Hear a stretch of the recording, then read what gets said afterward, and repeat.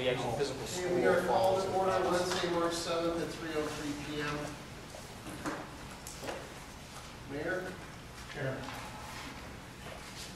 Mr. Earl?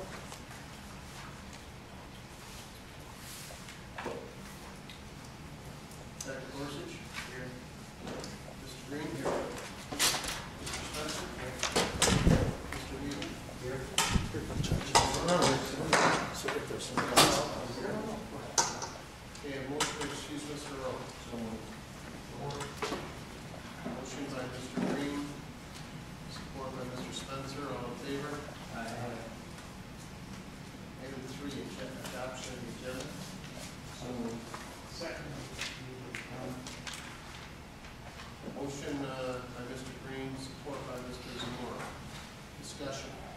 I'd just like to, under new business, I'd like to get set a village meeting Thursday night. And basically, there's just a village concern that I'd like to speak about maybe on the next agenda for us. Okay, item 7B, village meeting topic.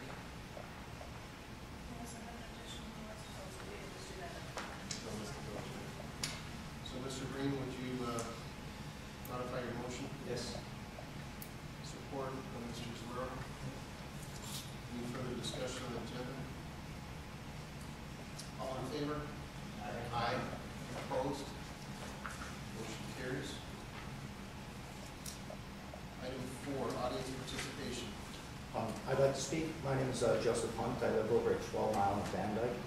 And specifically, I submitted a Freedom of Information Act request to look at the backup material and meeting minutes from last year to current. And that's been sort of delayed until March 9th. And I'm not really too certain why it's been delayed. But I look forward to this year's budget presentation. And I know that last year there was not a board member of the Downtown Development Authority to present to council part of the general fund budget, and it would be ideal this year if any one of the board members could be present at the committee as a whole to discuss. I'm in the middle of my writing, so I'm sorry. But I'm right there. Basically, the idea is that the general fund budget is basically there's a large percentage of the Downtown Development Authority, and specifically this would complete the picture as far as the overall revenues and expenditures, because the DDA is a large portion of that. Specifically, with the sign in front of Van Dyke, I see that the DTE trucks are out there, and that's pretty good as far as giving electricity to that sign that was put up over a year ago. But I'm very curious if the DDA has any authority to publish the guidelines and procedures of selling time on that sign. Is it going to just flash time and temperature? Or is there an ability for people to actually come to the Downtown Development Authority director and actually ask to put something flashing on there, like on a weekend, potentially community events, births or deaths? I mean, pretty much what are the policies and guidelines related to the sign that will soon have electricity? My main concern with attending the DDA meetings is the amount of income and outgo, and I've reviewed the DDA plan and the Downtown Development Authority plan from many years ago, and specifically the plan incorporated a boulevard on Van Dyke, and the idea behind that is that even though we're in sorry economic times, that Van Dyke Avenue is a county road, and if the county is going to go in and actually make any repairs to the road, then we should look at putting the boulevard in as the plan had set many years ago. I moved into the city almost 10 years ago, based upon that this was going to be a epicenter of action and entertainment. And the idea behind that is that we got all this vacant property outside for sale by Signature Associates. And my curiosity in looking at all the backup material that's available is to find out specifically what type of report Signature Associates submits to the Downtown Development Authority about points of contact, who is interested in the property. And I know that outside City Hall, this is 16.04 acres, going for $20 million. I'm curious if anyone has actually thought of reducing the price just to get developers into the area.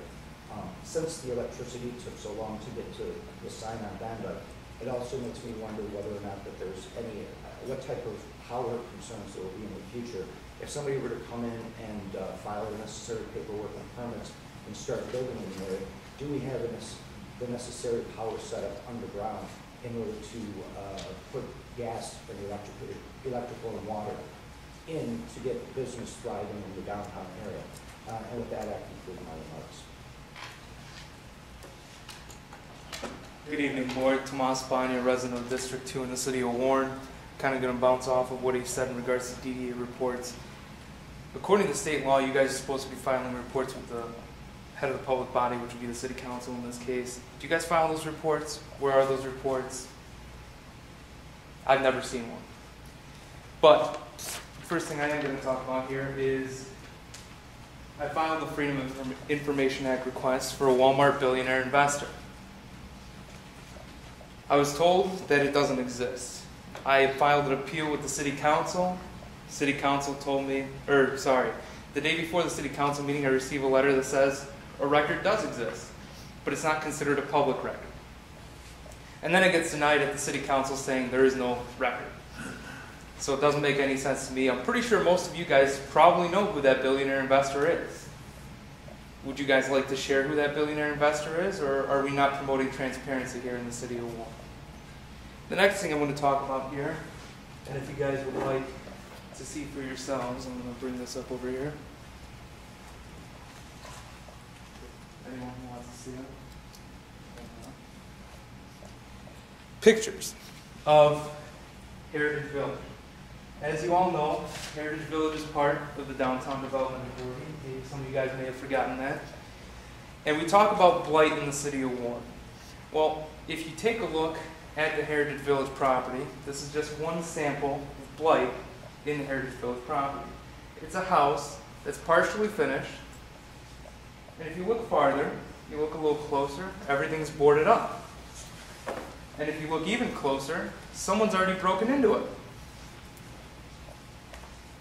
I didn't go in there because I didn't want to see what was in there, but more than likely there's probably something going on in there. There's a little closer picture of the door broken in. And there's properties like this all over the Heritage Village property. And all this empty land. We complain that the Walmart property is not being developed. Yet, if you look at the Heritage Village property, it's empty. That's your fault, ladies and gentlemen. It's your responsibility as a Downtown Development Authority to maintain and ensure that that property gets developed. Why is it not developed? Why are you not going after Grand Sakwa and the subdevelopers on that property? Sure, some of them may have gone bankrupt, but somebody has to own those assets. Here's another example. Beautiful brick, and there's supposed to be a sign there, but the sign's gone now. Another example, in the marshlands, construction equipment and construction tools. Michigan Department of Environmental Quality would probably like to take a look at those. More litter in the marshlands, more empty property.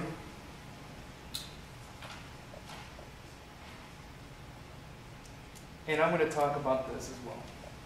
This property is 25 feet outside of the Downtown Development Authority. It's boarded up, not cleaned up at all. Well, it's not boarded up, sorry. But it's not cleaned up at all. Is that what you want to attract into your downtown development area? Hopefully not, otherwise it would be a failure as a Downtown Development Authority. And lastly, I happen to live just about 100 feet outside the Downtown Development Authority, and recently in my neighborhood, there was an act of vandalism. What are you guys doing to prevent vandalism in the Downtown Development Authority, or Downtown Development Authority area? Thank you very much for your time.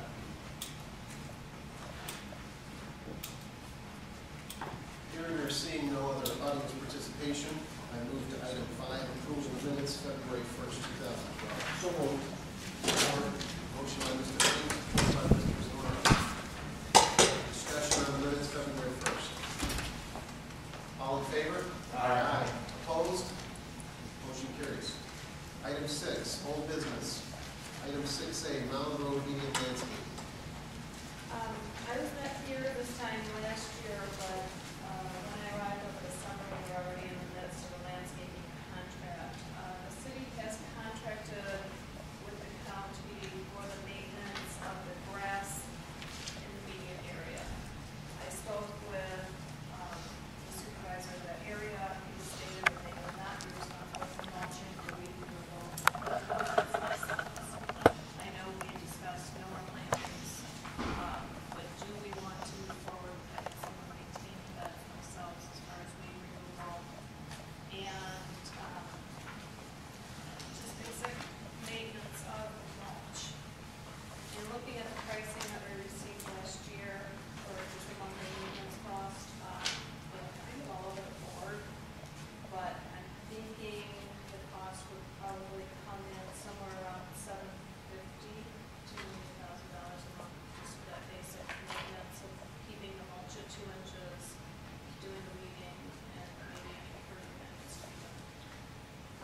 It's my recollection that when we did this, we did a 2-year contract. So if you look at the current contract, I thought that the idea behind that was we didn't want to start an RFP process. We didn't want there to be interruption. The one thing that we did mention is that we were concerned when they submitted a proposal for replanting of things that were dying that maybe potentially shouldn't have been there in the first place. And I think Dr. Gorsuch had made some comments about the types of trees that we saw in one of their proposals. So it's my recollection, and if you could go back and confirm this, that we didn't just do a 1-year contract. We did so that we would have this in place for the spring. Is that correct, Jan? Do you remember? I thought we just kind of negotiated it. Wow. didn't you? Wasn't there, I just want to interrupt, wasn't there an overall feeling that the medium was not a good place to put any substantial plants because of the salt and everything? And I thought there was Yes. a feeling that Yes. maybe we should not attempt to do anything there other than what the county does. And that's the other question. The county is really responsible for maintenance of Mound Road medium, isn't it? They're responsible for grass removal, or I'm sorry, grass trimming, things like that, but because we put the trees and we put the bugs. But yeah, I thought the overall feeling was that the trees could not survive the salt and all the other problems, so we were going to move away from them. Right, And and maybe I'm misunderstanding, but that was my understanding. You know, does it really do us any good to spend any money over there, considering the salt and everything and the upkeep? Or is it better just to let the county take care of it? I mean, it is a county road, it is a county responsibility.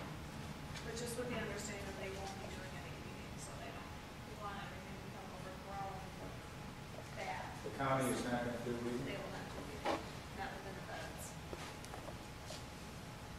Well, that's, in other words, if we plant anything there, the county will not do Correct. weeds. So maybe that's not another argument to dispense with doing anything in that medium because it's going to be costly and it's hard to maintain. Do we have the money to spend on something like that? I think it should just be left up to the county. We tried plants, they didn't work, they died, so. Well, I think the plantings fell into a couple different categories.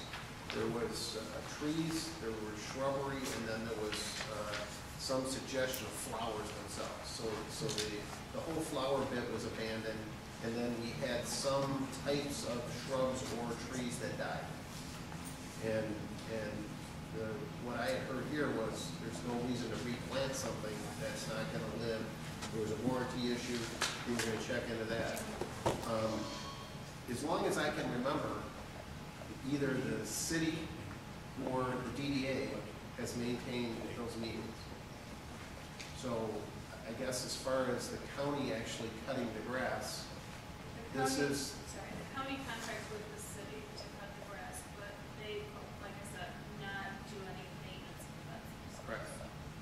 But historically, this body has made sure that that takes place because we also received money from other folks who had an interest in Mound Road, such as GM and Chrysler and others had invested some money toward the plantings and some of those other things when they were originally planted. I don't remember the exact numbers. So if their contract, if we contract somebody to cut that grass as we have in the past and do the weeding and the beds and all that stuff, you're saying the county will reimburse us for that? The county will reimburse the city for the grass cutting, that's already a done deal with the council last meeting. Okay. So we're just talking within the beds itself. In reviewing the contract, it looks like it expired October of 2011, and the language states that we can extend it for 2 months. So, as I'm reading. October to December. Excuse me, could I clarify, you're talking about a contract with somebody? The previous The contract, cutting? no, the contract for last year for the bed maintenance expired in October of 2011. What do you mean by the bad maintenance? You mean what? Pulling weeds, keeping it at 4 inches of mulch. Okay, the Trimming. county will not do The any. county will not do any of that. Maybe, you like this, Chair. Mr. Reed? Why don't we just, the stuff that's alive is going to stay alive. Why don't we just go a price, not from any of these people, just a price of a one-time mulch application. Maybe 1 day, 2 days a month to do that. And then during the dry time of the year, a lot of that's not going to grow anyways. And the other reason why you lay down a large, 4 inches to me sounds like an awful lot, but 2 inches at least of mulch there helps with reducing the weeding that would go on, but it also keeps the ground moist, and it'll keep those. It's healthier for the plants, but we don't need to keep it at 4. But the work release program like that, I think is something we could utilize. That's definitely something I can look into. When I bid specifications next month. Yeah, I'd say, it looks like we bypassed the winter, so we might as well get going on that. Okay, anything else with that? All right, item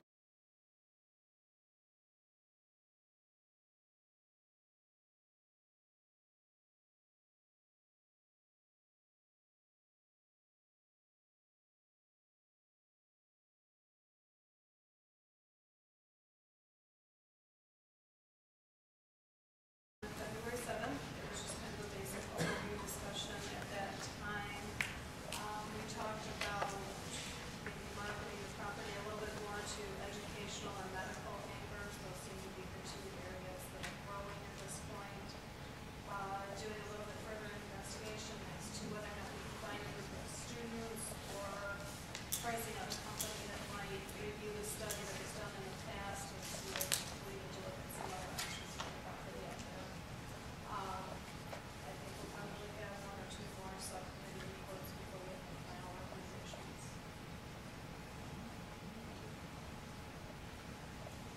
So is there any questions on that? Otherwise, we'll receive the file. Motion. So moved. Motion by Mr. Green, support by Mr. Spencer. Discussion. All in favor? Aye. Okay, item 7A, under new business, proposed resolution approving agreement with Mid-America Shows Delaware Inc. and Warren Rotary Club providing attractions for Warren Spring Carnival from May 10th through May 20th, 2012. Mr. Coleman is here from the Recreation Department. Hi, Henry, how are you? Excellent.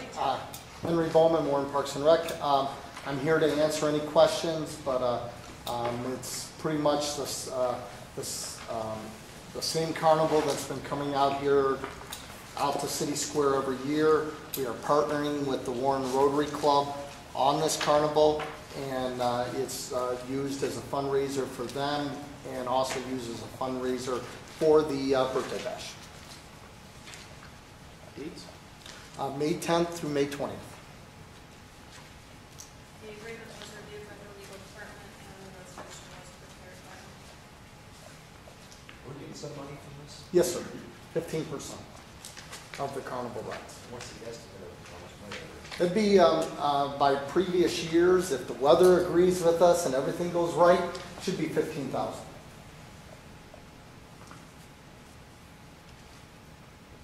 Even in last year's rainy week, we were still able to pull off the numbers came out right on the number. Is there any difference between this agreement and the agreement from, let's say, last year, last time we signed this? Well, this one is, last year we were under the impression that the Rotary Club had their own. They didn't. This is just bringing Rotary Club back into the fold, and now it keeps us with our own share. Everything else is the same.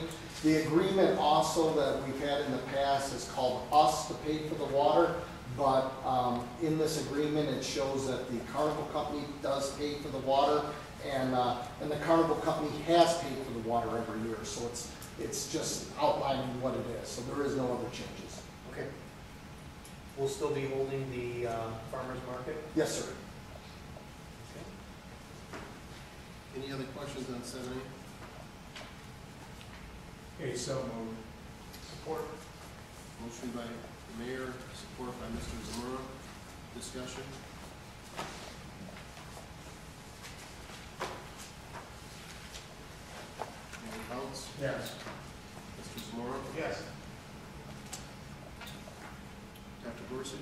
Yes.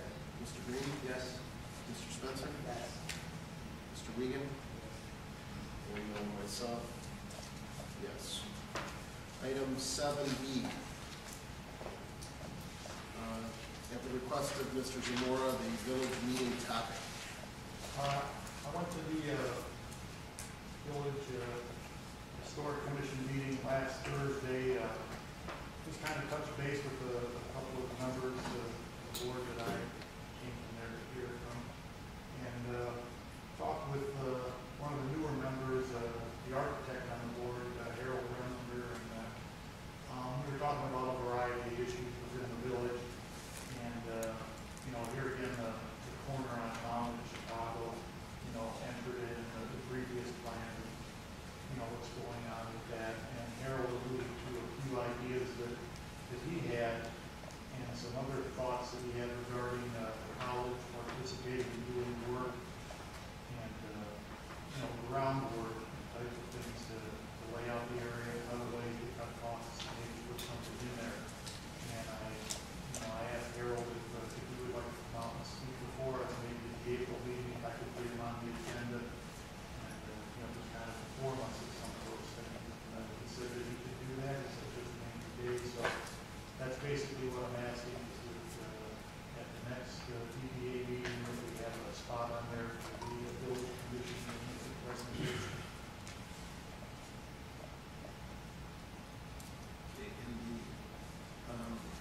Their presentation is in regards to the use of the parcel that we own at the corner of Mound and Chicago. Yes. Yeah, I support that. I don't need a formal motion. I support that. I don't think we need a motion. No, I don't. Yes. Okay. Anything else, Mr. Small? No, that's it, thank you. Okay, thank you. So you take care of that.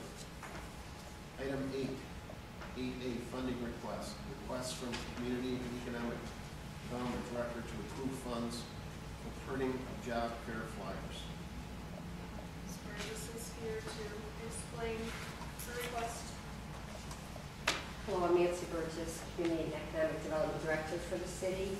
And when I originally filled out the request approximately 3 weeks ago, I spoke with Bonnie about funding the request for the job fair flyer.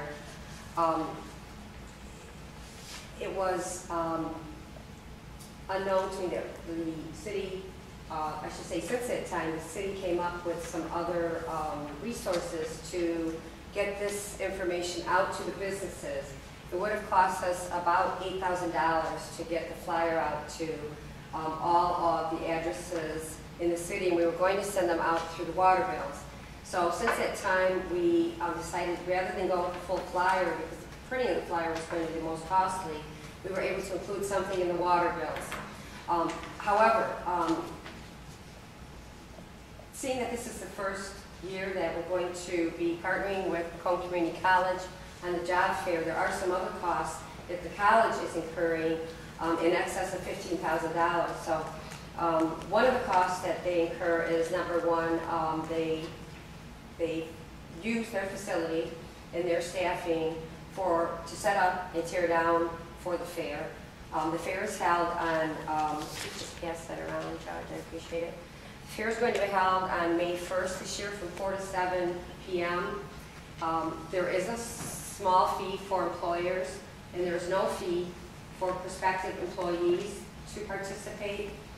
There's also some small giveaways that the college and any other participants, like the city, if we were to partner, would give away, and the city is going to incur the cost of that as well. But we're looking at about $600, which will be covered under my budget for that purpose.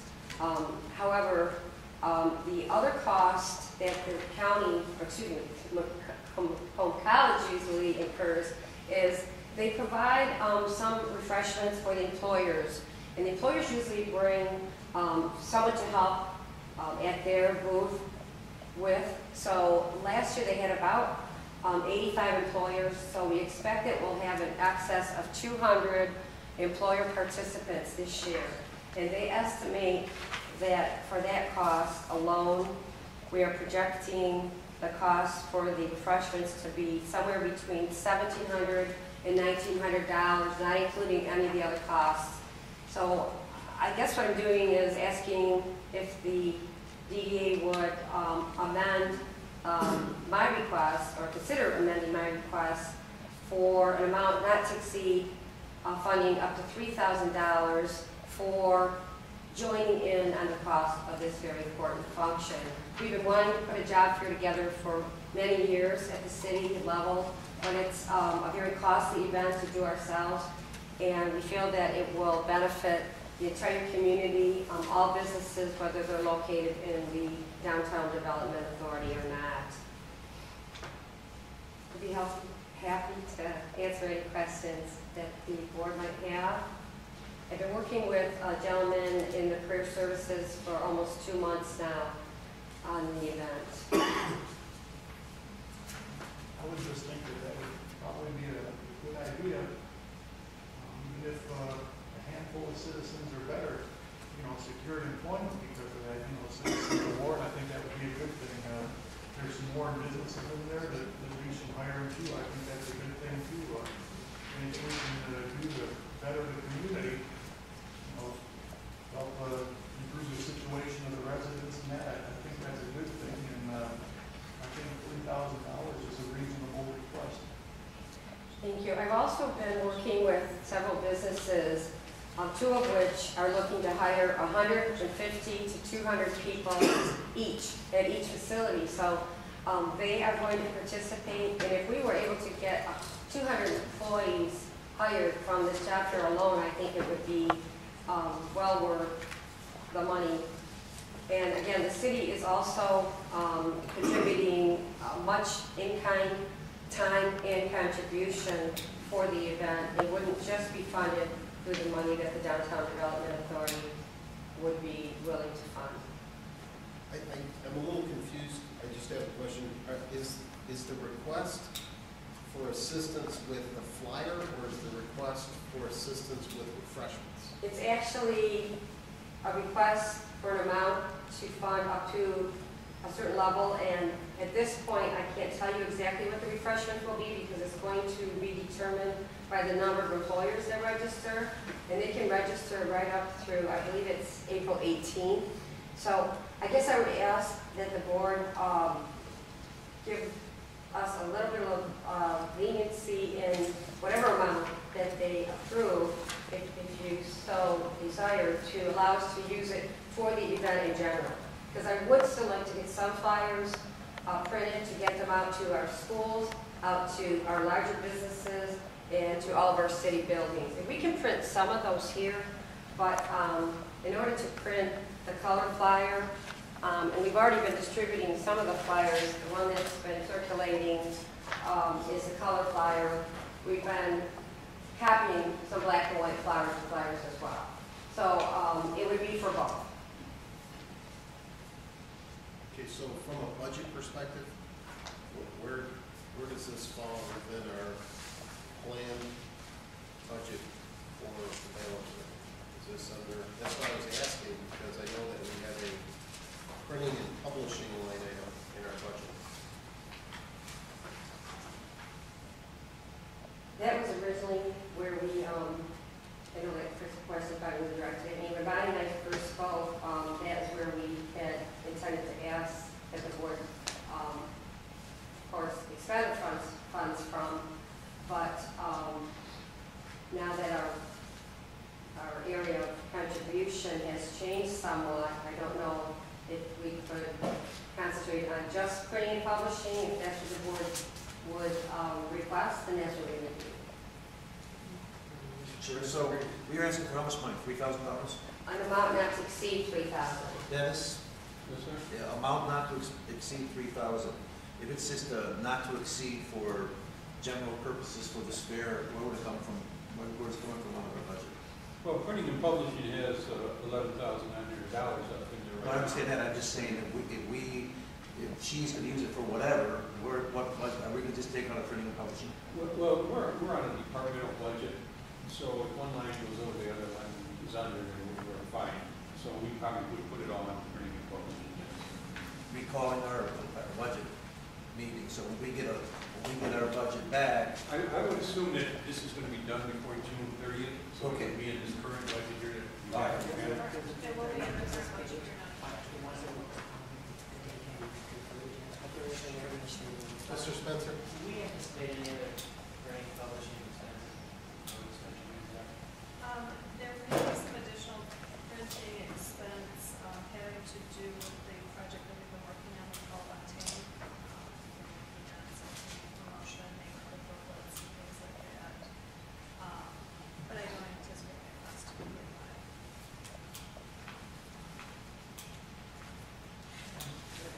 Mr. Zimmer?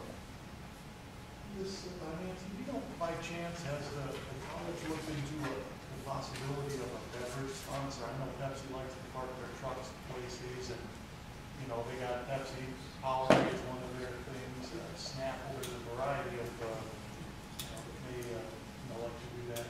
I've talked to the department who has been running the job fair annually, and the interesting thing about the college is they have a culinary arts department, and so they feel a need to have the culinary arts department provide the beverages and food because that's a program and a curriculum that they offer there. So I did talk to them about that and where they would get the beverages from, but they prefer to use their own service, so that would have to be a possibility. Can we tap into our number one fundraiser that's sitting back up against the wall there, Mr. Bowman? So if we put the $3,000 up, can you help us to, through the form of a sponsor, get us a sponsor back? And they'll get their name in a big banner at the job fair by sponsoring the refreshments, and basically we're the catalyst for ensuring that there's a dollar flow, but it's a net zero for our budget. I'd be happy to try and put something together and going after a few of our sponsors and figuring out a value to it. I can't guarantee we can get the 3,000, but we would need to make sure that it wouldn't violate anything Macomb does. That's what we would need to. Yeah. So we'd get it, I would be happy to try. All right. I mean, it's, I think it's a good thing for the community. I think that we should have job fairs. And if, you know, you talked about some employers that had some pretty big numbers, you know, maybe that's of interest to them. You know, again, just potentially, or someone. Well, it just has to be, of all the things we do here right now, I think, getting jobs, having a job fair, doing whatever. I agree. Get that going is high priority. Okay, so what do you guys think? I need motion to approve not to exceed $3,000. Support. Coming out of the appropriate line item in our budget for whatever that ends up being. Motion by Mr. Green, support by the mayor. Discussion? All in favor? Aye. Opposed? Motion carries. Thank you. I'd be happy to report back to the board on the results of the job fair if you would. So, Yeah, that'd be wish great. me to do so. That'd be great. Thank you. Okay, item 8B, request from DDA Tippett Director to attend Michigan Economic Development Corporate Site Selection Preparation Class. This is a class. Request is $250. This is a one-day done by the MEDC. It's going to be held on May 17th at the Detroit Regional Chamber. It says in the paperwork that it's an intense site selection preparation class that will offer behind-the-scenes look at site selection, tips on how to meet and market to these professionals, and feedback. As part of this, I'm going to have to do a request for proposal as if we were marketing our property, and then they will help critique that from what I understand. And again, tips on how to meet the right people to get our property marketed correctly. So moved. Support. Motion by Mr. Green, support by the mayor. Discussion? All in favor? Aye. Opposed? Motion carries. Item 9, list of bills. Mr. Clark? Well, there's a large interest payment in this list of bills, of about $1.5 million. And you can see from the cash sheets that I presented to you today, we're going to have to move some invested money into the checking account to cover this check before April 1st. On the cash, the balance sheet of the cash accounts that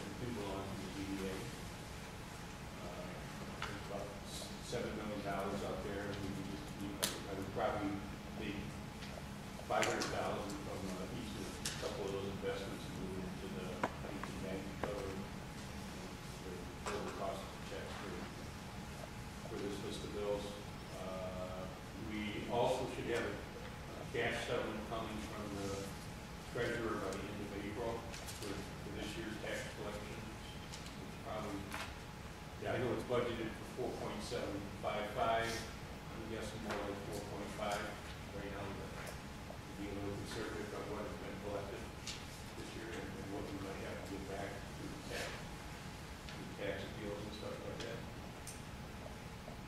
And also, you asked me at last meeting if there's any contingent liabilities still sitting out there for the DDA. And the only one that I can see is $85,000 for the net tech phone conversion for all the buildings there. There's still a little bit, which is going to be coming up shortly, the finalized bill, because they're just waiting on finishing some stuff up at the wastewater treatment.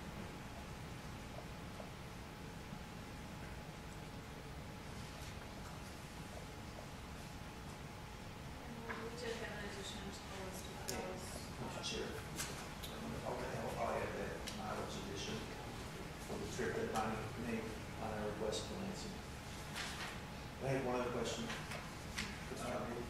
Nancy, on Fontaineville, Yes. as we move along with the hours that we've allocated for him, can we, at the next meeting, can you maybe give us a little bit of a very brief back of what he's working on for us and for you? Sure, I can do that right now, if you like. The board is. Well, just at the next meeting, we can just kind of have something that just so. So maybe if we wait till the next meeting, we have more finalized. Sure, not a problem. Appreciate it. I also wanted to mention that I'm also sharing the cost of his hours out of my budget. So, because it is a joint marketing tool that DDA and economic development will be using together.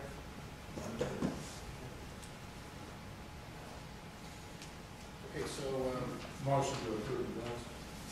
motion by the mayor, support by Mr. Zamora, discussion on the bills. That was 9879 in addition, Dennis. Yes, sir. Okay, roll call. Mayor Fouts, Yes. Mr. Zamora, Yes. Mr. Regan, Yes. Mr. Spencer, Yes. Mr. Green, Yes.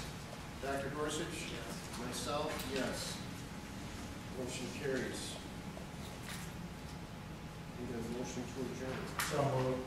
Motion by the mayor, support by Mr. Zamora, all in favor? Aye. Spencer, we got you out of here. Okay, I have the, this is where the extended session, extended hours. Well, that's Good.